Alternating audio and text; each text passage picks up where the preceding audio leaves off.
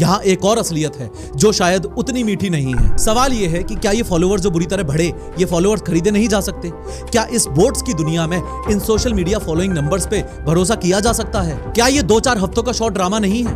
क्योंकि ताकत एक चीज है और उस पूरी ताकत को जीत में बदलना बिल्कुल दूसरी चीज। वायरल हो जाना एक बात है, पर जीत जाना बिल्कुल अलग बात है। ये जो कॉकरोच जनता पार्टी बनी है, ये 4 दिन की चांदनी बन के रह जाएगी अगर तुम इस पार्टी से, इस सोच से, इस मूवमेंट से एक फैन की तरह जुड़ोगे तो। लेकिन यही पार्टी यूथ को एक सही डायरेक्शन में भी ले जा सकती है, लेकिन सिर्फ तब जब तुम इससे एक क्रिटिकल थिंकर बन के जुड़ोगे। क्योंकि यही तो फर्क है एक फैन में और एक सोचने वाले इंसान में। क्रिटिकल थिंकर सबसे पहले अपनी कमजोरियों को पकड़ता है, अपनी सोच की कमजोरियों को पकड़ता है। और अगर तुम ध्यान से देखोगे तो इस पूरे सीजेपी के मॉडल में 5 बड़ी कमजोरियां हैं। पहली और सबसे बड़ी, साइन अप कर देना, वोट डालना नहीं होता।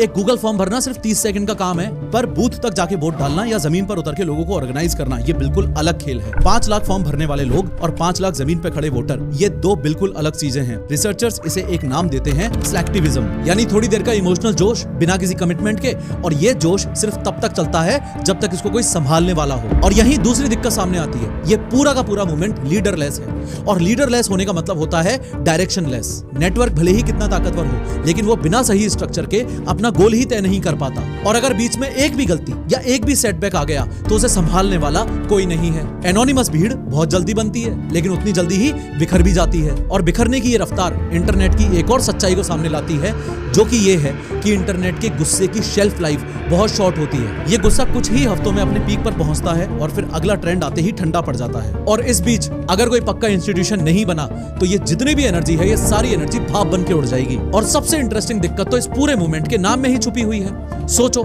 लेजी अनएम्प्लॉयड कॉकरोच, इस गाली को अपना नाम बना लेना एक तरफ तो बहुत पावरफुल है, पर इसमें एक छुपा हुआ खतरा भी है। अगर तुम्हारी पूरी पहचान ही शिकायत और आलस पर टिक जाए तो धीरे धीरे ये सोच मैं बदल सकता हूँ वाली ताकत की जगह मेरे साथ गलत हुआ है वाली शिकायत की तरफ मुड़ जाती है। और यही बात हमें इस पूरे मूवमेंट की सबसे कमजोर कड़ी पे लेके आती है। आउटरीच प्रॉब्लम बताता है, सॉल्यूशन नहीं। और ये तो मानना ही पड़ेगा, सीजेपी ने सवाल बहुत शानदार उठाए हैं, पर बेरोजगारी, स्किल गैप, एजुकेशन रिफॉर्म, ये ऐसे मुद्दे नहीं हैं जो मैनिफेस्टो के चंद स्लोगन से हल हो जाएंगे। इनके लिए चाहिए सोच समझ के बनाई गई पॉलिसी, इनके पीछे लगाया गया बजट और सालों साल की मेहनत। भूल गए क्या, कॉकरोच जनता पार्टी जैसा ये कुछ पहली बार थोड़ी ना हुआ है। ये पहली बार नहीं है कि जब कोई गुस्सा वायरल हुआ हो और लोगों ने मान लिया हो कि बस